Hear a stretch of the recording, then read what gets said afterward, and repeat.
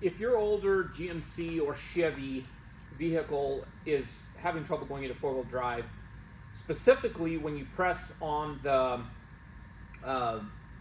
4x4, either too high or either high or low, and you just get a flashing, pulsing light on the switch, it probably is a fairly easy problem to diagnose, and it certainly is not too difficult to fix. There could be some outlier problems, but generally it's going to be one or maybe two of two different things, and I'm going to show you in this video in the next couple minutes how to figure it out and how to fix it. So let me grab the camera and we're going to look at the dash, and then we're going to run underneath, and I'm going to show you exactly where the problems are more than likely out. And this should apply to, I didn't look it up for sure, but it's probably back to somewhere around 87 or 88, 1987 or 1988, up through maybe about 99, maybe 2000, right around there. And it should be your quarter ton, half ton, 3/4 ton pickups, Expedition or Yukons,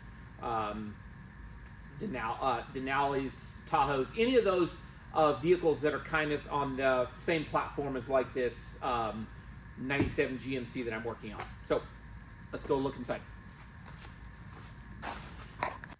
Okay, so we're back inside, and sorry, my pickup's an absolute disaster. We had a big snowstorm, and I've got mud and everything inside here. So turn the key on. All is good. Your light right there on the two-wheel drive is on. Come over here to go to 4x4. All you get is that flashing light. Now here's the one key to how simple this is going to be. When you press this, if you can hear the transfer case shifting, you should hear a noise of it shifting in and out of gear. And if you really want to confirm, we can go to neutral there, and then we can hit the 4x4. And you should hear a lot more noise when it goes into 4x4. Or I'm sorry, 4 low. So back to 4 high, go back to park, still flashing, go back here and it's off, okay? So there's a problem. As long as you can hear that transfer case moving underneath there, it's going to be limited to two things. If you don't hear the transfer case moving, that's going to be a different video. It's going to be a little more complicated issue. You're going to have to diagnose. More than likely, start the fuses no matter what. If it's not there, more than likely you need a shift motor in the transmission. But, on the transfer case. So, fuses, most of your vehicles are going to be right here. You're going to pop. I don't know, they get these things stuck out there pretty good. Let me see. Grab a... There we go. And you can look right here. You have two. You're going to have transfer case right here. It's going to be on mine. It's going to be number 2, and probably most of them. It's going to be number 2. It's going to say T case 20 amp.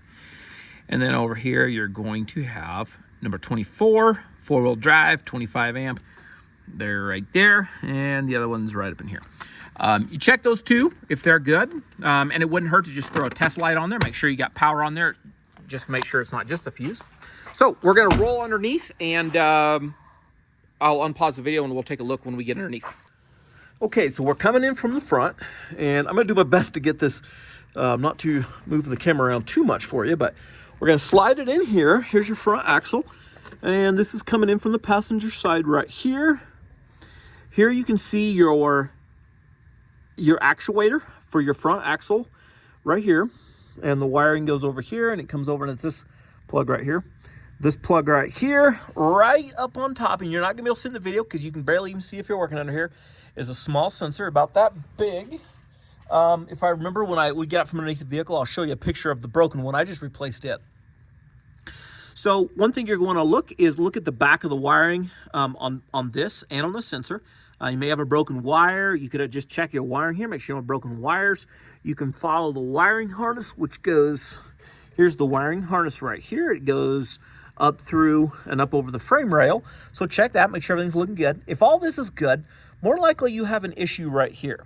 So what you can do, this sensor here that goes to not your actuator, but your sensor up on top that determines whether the motor has done its job and what position the axle is in, whether it's in two-wheel drive or four-wheel drive.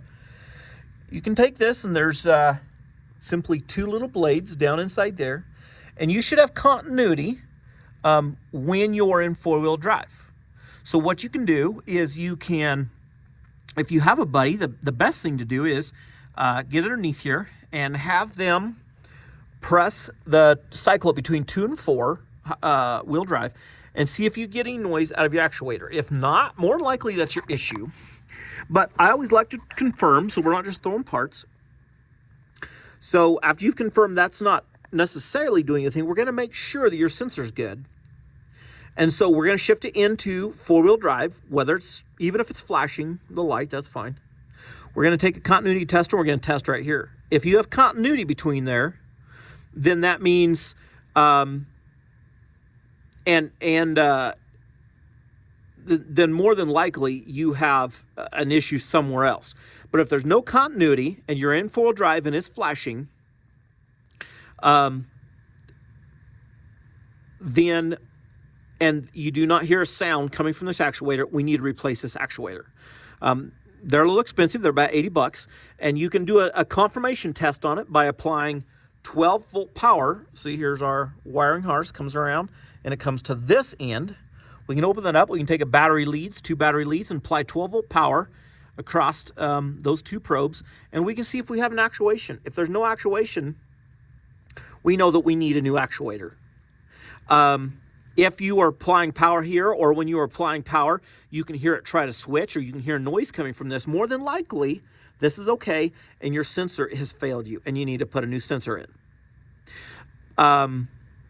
So my situation was my sensor was damaged. I had to put a new sensor in, and after I did that, I found out my actuator was bad as well. But to confirm that, I just applied power to here, found out, yes, in fact, it is not working. And to confirm that, I went to the lead that comes from my computer side, or my car side, the vehicle side, that goes to my sensor. And I simply took a paper clip and I applied it on those 2 clips there. As I tried to apply it in four-wheel drive, I went up top and pressed the four-wheel drive, and the light didn't flash. It tricked it, and it thought that we had opened the sensor up. Or we thought it thought it actuated it, and that the sensor was, the circuit was closed. So I knew the circuits were all good. Tested, no power, and I couldn't put power. When I put power to this, that didn't work. So we've confirmed the issue. You can replace whichever one of these 2 items are. Pretty simple. This one up here on top takes a 14 millimeter wrench. It's a little bit tricky, but you can get on. It's not too bad. Back it out. Just be real careful when you take it out and you put it back in. You don't get dirt inside the housing there. Keep everything nice and clean. And then if you need to take this out, it's probably easier just using an adjustable wrench. I didn't check what size this was. It's pretty large. It looks like it's a 1-inch, I'm going to say. But anyway, you can use adjustable wrench, whatever, and you just put it right there around the actuator, and you just rotate it out and rotate your new one in.